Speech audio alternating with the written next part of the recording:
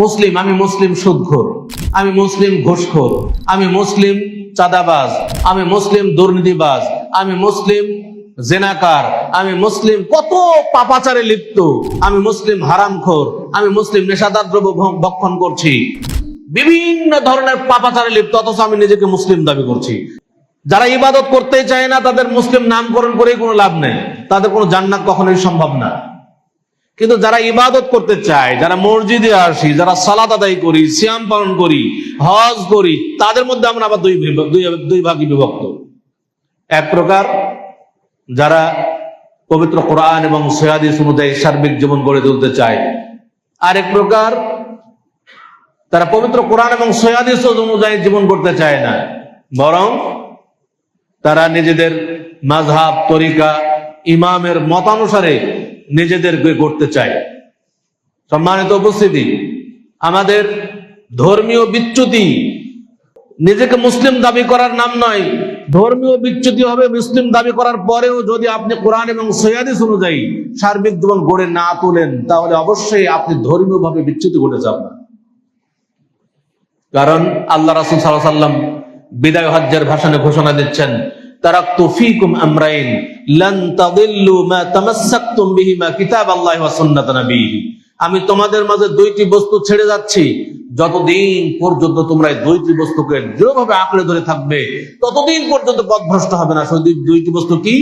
এক, আল্লাহর কিতাব কোরআন, দুই, ওয়া সুন্নাত নবিয়্যিহি, তার নবীর সুন্নাত। আমাদেরকে যতদিন আমরা বেঁচে থাকবো একমাত্র পবিত্র কোরআন এবং সহিহ হাদিসকে নিঃশর্তভাবে আঁকড়ে ধরে থাকতে হবে, তাহলেই আমরা ধর্মীয়ভাবে আমরা সঠিক জায়গায় থাকবো, সঠিক রুটে থাকবো।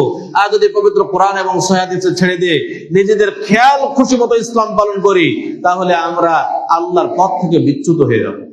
দুই নাম্বার, যেটা আমরা নৈতিক বিচ্যুতি বলছি, আজকে দেখেন আমরা মুসলিমরা নৈতিকভাবে আমাদের বিচ্যুতি ঘটেছে। মুসলিম, আমি মুসলিম সুদখোর, আমি মুসলিম ঘুষখোর, আমি মুসলিম চাঁদাবাজ, আমি মুসলিম দুর্নীতিবাজ, আমি মুসলিম জেনাকার, আমি মুসলিম কত পাপাচারে লিপ্ত, আমি মুসলিম হারামখোর, আমি মুসলিম নেশাদার দ্রব্য ভক্ষণ করছি, বিভিন্ন ধরনের পাপাচারে লিপ্ত, অথচ আমি নিজেকে মুসলিম দাবি করছি। তাহলে আমার নৈতিকভাবে আমি কখনোই মুসলিম দাবি করতে পারি না। মুসলিমের নৈতিকতা তো এমন হওয়া উচিত নয়। মুসলিম কখনো চাঁদাবাজ হতে পারে না, মুসলিম কখনো দুর্নীতিবাজ হতে পারে না, মুসলিম কখনো নেশাদার দ্রব্য ভক্ষণ করতে পারে না, মুসলিম যে কোনো হারাম জিনিস শোনা মাত্রই বর্জন করবে, এটা মুসলিমদের বৈশিষ্ট্য। কিন্তু আজকে মুসলিমদের মধ্যে এই নৈতিক বিচ্যুতি ঘটে গেছে, এই জন্য মুসলিমরা আজ দুর্বল, মুসলিমরা মার খাচ্ছে, আল্লাহর সাহায্য মুসলিমদের উপর নেমে আসছে না। তিন নম্বরে বলবো, মুসলিমদের মার খাওয়ার তিন নম্বর কারণ হলো মুসলিমরা আজকে বিভিন্ন দলে মতে বিভক্ত, মুসলিমদের ইউনিটি নষ্ট হয়ে গেছে।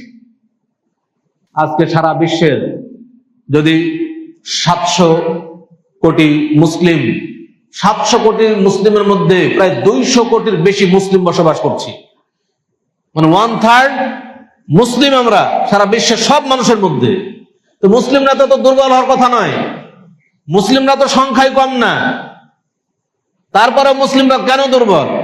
কারণ মুসলিমরা সংখ্যায় কম না হলেও মুসলিমরা আজকে আমরা বিভিন্ন দলে মতে বিভক্ত, মুসলিমরা আমরা একজন আরেকজনের শত্রুতে পরিণত হয়েছি, মুসলিমরা কখনো একজন আরেকজনের ভালো চায় না, এই জন্য আমরা আজকে দুর্বল। অথচ দেখেন ইহুদিরা, খ্রিস্টানরা, তারা কিন্তু মুসলিমের বিরুদ্ধে সব এক, কিন্তু আমরা কিন্তু মুসলিমরা এক হতে পারছি না। অথচ আল্লাহ তাআলা ঘোষণা দিচ্ছেন, ওয়াতাসিমু বিহাবলিল্লাহি জামিআন ওয়া লা তাফাররাকু, তোমরা আল্লাহর রজ্জুকে দৃঢ়ভাবে আঁকড়ে ধরো এবং তোমরা মতনৈক্য করো না, বিভিন্ন দলে মতে বিচ্ছিন্ন হইও না। তাহলে আল্লাহ তাআলা রজ্জুকে আঁকড়ে ধরতে বললেন। আল্লাহর রজ্জু কি? ওয়াহির বিধান, পবিত্র কোরআন এবং সহিহ হাদিস হচ্ছে আল্লাহর রজ্জু।